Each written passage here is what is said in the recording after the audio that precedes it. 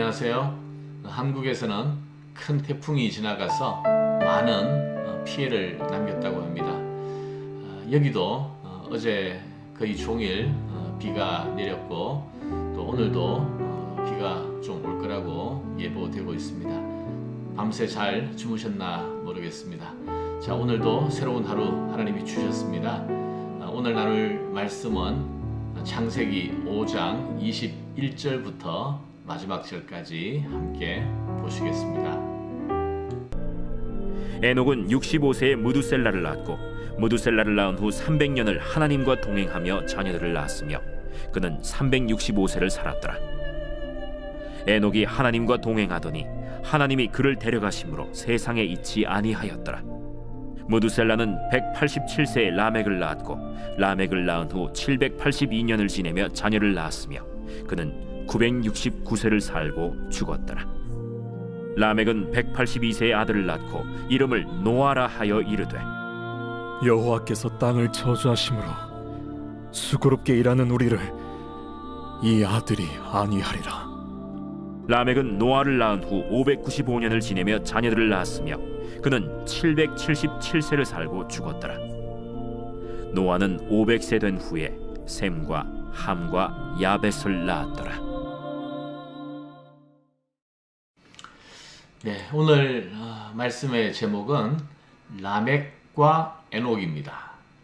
우리가 방금 읽었던 본문을 보면 에녹이 머두셀라를 낳고 머두셀라가 라멕을 낳고 라멕이 노아를 낳았습니다. 그렇다면 에녹과 라멕으로 해야지 순서에 맞을 것 같은데 제목이 라멕과 에녹입니다. 자, 여러분, 아담의 7대 손이 누군지 아십니까? 7대 손.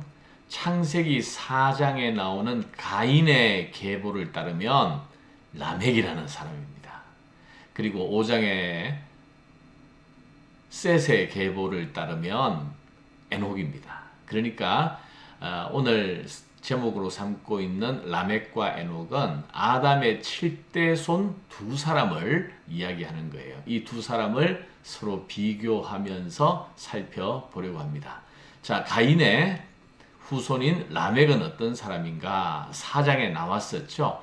바로 가인의 하나님의 믿음을 배반하고 자기의 길을 떠났던 가인의 후손 중에 대표적인 인물이 라멕이었습니다. 그래서 창세기 4장 19절 이하를 보면 이 라멕이 두 아내를 맞이해서 또 그 자손들이 문명을 일으키는 그러한 내용들을 기록하고 있어요. 농업, 또 목축업, 또 군사력, 문화, 이런 세상의 문명을 일으키는 일에 앞장선 사람으로 그들의 조상으로 기록하고 있습니다. 하나님께서 가인을 버리지 아니하시고 그에게도 후손을 주시고 또 살아갈 수 있는 은혜와 방법을 마련해 주셨는데 가인의 후예의 특징은 뭐냐면 하나님의 은혜라는 사실을 전혀 인정하지 아니하고 오로지 자기 힘으로만 살려고 발버둥하고 있다는 것입니다. 자, 그래서 라멕 어떤 게 기억나나요? 23절에 보면 4장 23절에 보면 이런 얘기가 있잖아요. 라멕의 노래. 라멕이 아내들에게 이르되 아다와 실라여 내 목소리를 들으라.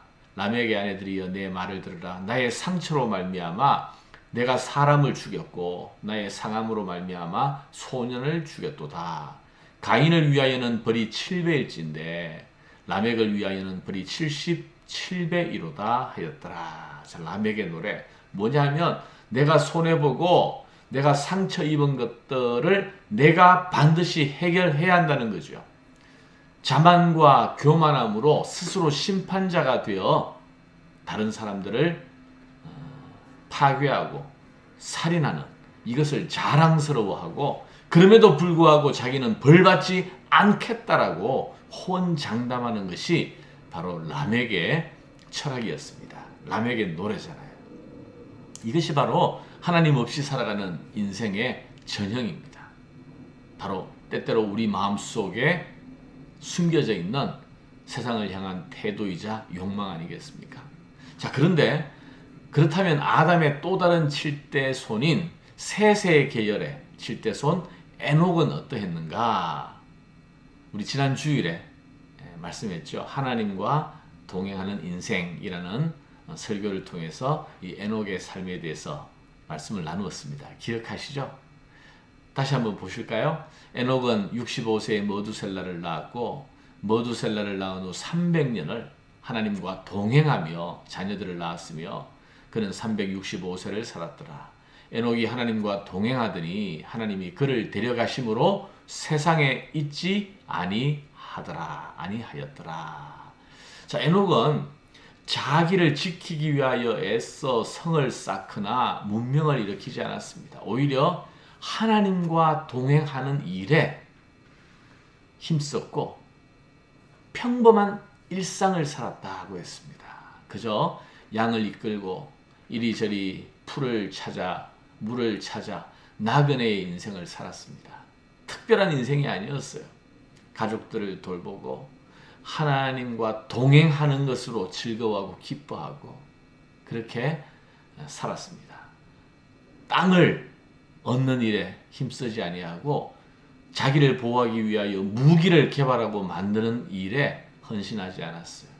그가 헌신한 것은 하나님의 말씀을 굳게 붙들고 하나님의 심판 앞에 두려움으로 그 말씀 아래 순종하며 살아갔을 때에 바로 하나님과 동행하는 사람, 하나님의 기쁨의 존재가 되었다는 증거를 받았다고 했습니다.